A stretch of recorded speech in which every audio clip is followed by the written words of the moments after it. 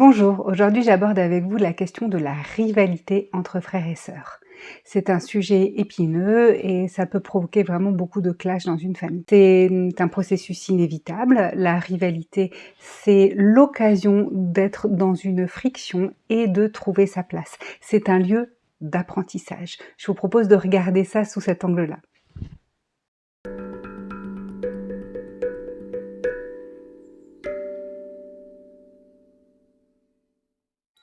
Si vous ne le savez pas, je suis Chloé Alcaïm, je suis sophrothérapeute. Cette chaîne parle particulièrement de parentalité et je peux vous accompagner en psychothérapie, que ce soit dans votre parentalité ou plus globalement dans votre existence, en présentiel ou en distanciel via la visioconférence. Je vous propose d'aborder cette question de rivalité en 3 points. La bonne occasion, la bonne loi et concrètement, que peut-on faire ?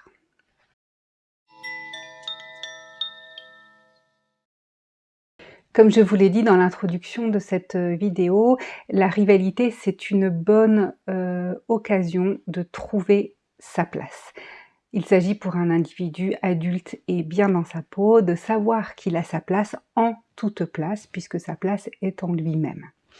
Et le moment des frictions entre frères et sœurs, on se partage l'amour des parents, c'est un moment où le parent peut avoir ce rôle-là, accompagner son enfant à sentir qu'il est unique, qu'il est lui-même et que sa bonne place, toute sa place, n'a rien à voir avec le fait qu'il y a des autres autour de lui. Tout le monde peut briller en même temps, au même endroit. Briller, prendre sa place, n'empêchera jamais quiconque autour d'en faire autant. Comment vous pouvez accompagner un enfant à ressentir ça de l'intérieur ? C'est en le rassurant, avec à la fois des propos, mais aussi bien sûr en incarnant ces propos, en y croyant vous-même. Et ces propos iraient plutôt dans le sens de dire ben non, vous n'êtes pas pareil, et si je t'aime, toi, c'est parce que tu es toi. Il n'y a qu'un seul et unique toi au monde, et c'est ça que j'aime chez toi. C'est de venir renforcer la personnalité de votre enfant, du premier peut-être, qui serait jaloux du second, par exemple.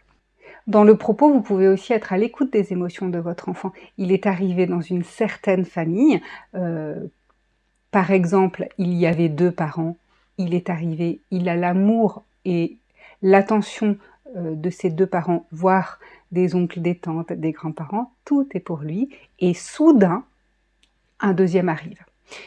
Je pense que ça peut être très bon pour lui d'entendre « et oui, ça n'est pas facile ». Et de là, je vous amène à la bonne loi, deuxième point de cette vidéo.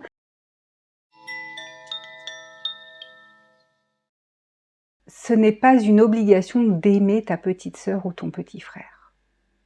Mais tu es obligé de respecter puisque c'est nous qui avons pris cette décision. En fait, la décision, c'est celle des parents. Ça n'est pas l'affaire des enfants. Est-ce qu'il va y avoir un deuxième, un troisième, etc. Ce sont des choix d'adultes. L'enfant qui est dans cette famille se retrouve obligé d'accepter ces choix-là. Néanmoins, il n'est pas obligé de ses émotions. Il n'est pas obligé d'aimer. Il est obligé de respecter. C'est une différence très importante qui va permettre aux parents de se sortir de la relation entre frères et sœurs et de la laisser advenir. En fait, vous êtes autour, bonne loi, vous n'êtes pas dedans. Sinon, vous êtes autoritaire et vous obligez de ressentir des choses. Ce qui nous amène à la troisième étape de cette vidéo. Concrètement, que peut-on faire ?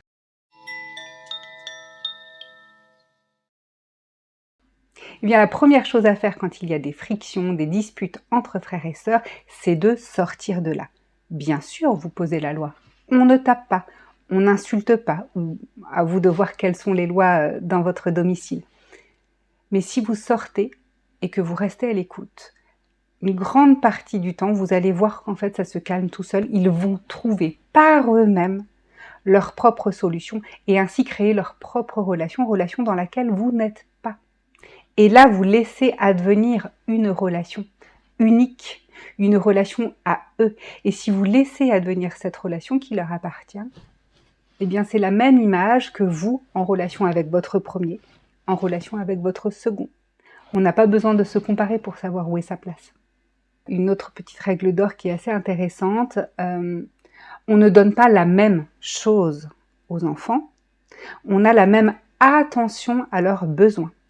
Par exemple, un aîné de 6 ans n'aura pas du tout les mêmes besoins matériels, d'écoute, d'échange, de mobilité qu'un bébé de 6 mois qui vient d'arriver. Et cette même qualité d'attention, elle passe aussi par le temps passé.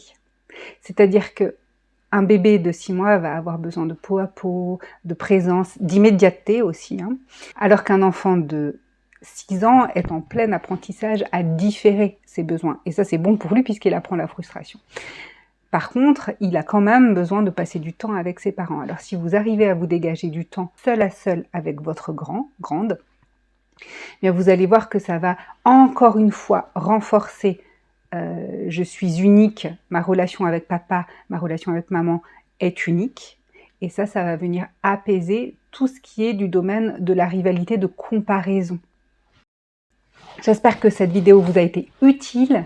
Si c'est oui, si c'est des questions que vous vous posez, merci beaucoup de participer au développement de cette chaîne.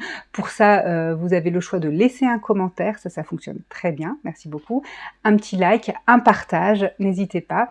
Et puis, si vous avez envie, vous pouvez aussi me laisser des thèmes, des questions. Je me ferai un plaisir de les développer dans une prochaine vidéo. À bientôt!